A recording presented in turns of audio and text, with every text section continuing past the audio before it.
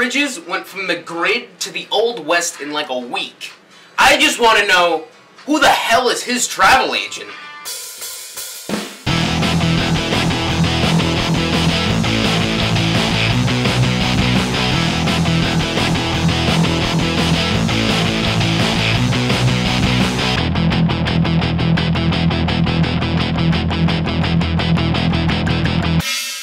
Sorry this review is kind of late. I just really wanted to be focused in it. I wanted to really just, you know, take my time with this review because, wow. Back in like March, April, I had just gotten A Serious Man on DVD, and I hadn't seen it in a while, and I watched it again, and I really, really loved it. And there's something great about Coen Brothers movies, they just get better and better. So I went online, I was just, you know, checking out the Coen Brothers to see what they were up to, and I saw True Grit, and I was like, isn't that a John Wayne movie? And I checked the boards, and it's like, oh my god, the Hollywood devil has infected the souls of the Coen Brothers, and now they are resorting to making remakes. And there was like one guy on there defending with this comment, or this argument that I've heard used a lot since then, and it's that, you know, it's not a remake, it's just a different adaption of the classic novel. And I was like, okay, so I have a lot more faith now.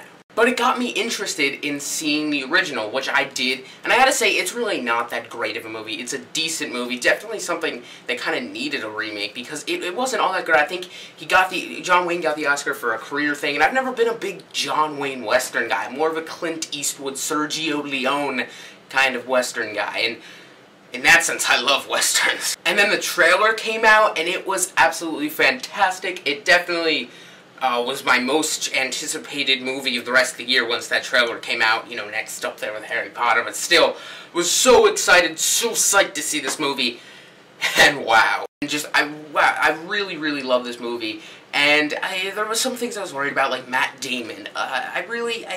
He seemed out of place in the trailer, you know, with his accent going, but he really worked in this movie. The entire cast was just all around amazing. I think they all had a great on-screen chemistry. They all worked great together. I think Josh Brolin's reveal was held off enough to when you see him, it's kind of like, you almost forget he was supposed to be in this movie because you're so focused on other things, and I think he did a great performance. It was definitely very weird in a good way, and I think he did a great job. I think he had just the right amount of screen time to kind of keep the mystery of his character. Still has a lot of really great black comedy. The big name, but of course, the big name on everybody's mind is the newcomer Hailee Steinfeld, and she was just perfect. She carries this movie so very well for such a young actress.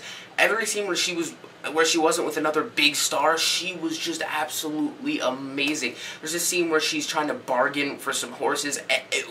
I mean, it was funny, but at the same time, I was just like, wow, I cannot wait to see her in more movies. But honestly, if she does not get an Oscar nomination, I'll just be pissed off. I think the majority of the actors in this movie really deserve some sort of nomination. Matt Damon was very good. Jeff Bridges was so badass. Really, kind of, you know, I felt disappointed with everything in Tron Legacy, and he really just made it up to me here. You know, it's an okay movie, but this is where it's at. I think, like, if anybody could be John Wayne, because John Wayne, alright, like, just to clear the air about my feelings on John Wayne, and I think a lot of people feel this way, he's an icon, but he really wasn't that great of an actor. He didn't have a lot of range. I think Jeff Bridges is, oh, Jesus Christ, that scared me.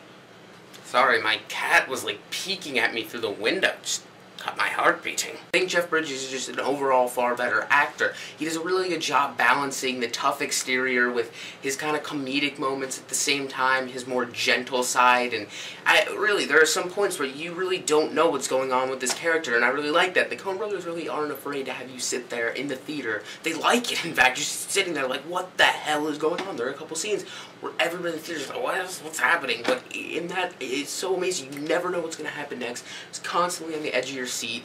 Really, visual style, the whole style of this movie is just so beautiful.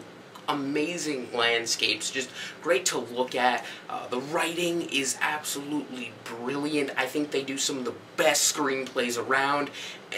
Everything about this movie is just utter perfection.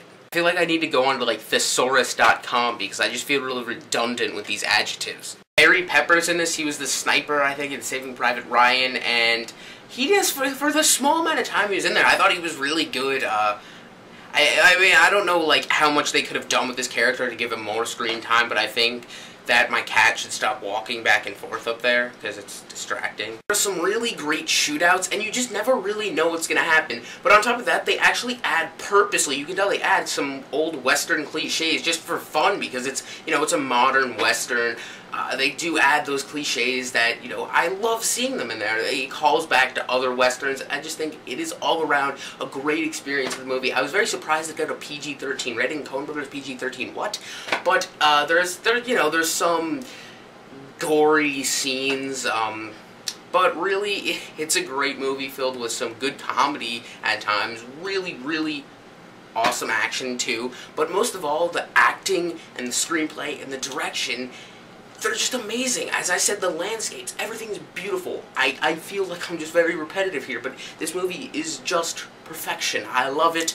It is on the top of my list. Very, you know, I'm struggling between number one. It's between two movies. Ironically, it's the exact same situation I have with my favorite movies of last year. It's between this, it's this kind of situation. No, I'm not going to ruin the surprise. My list will be up before New Year's, so look out for that. And wow, this movie equals super awesomeness.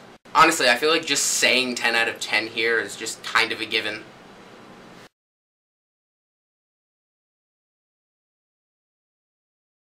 You could tell at times they were just really having fun with these deep southern accents, and the entire time they were doing that, all I could think about was, "Look at my scrimpier! Look at my scrimpier!" I cannot do it. I really can't. Shut up!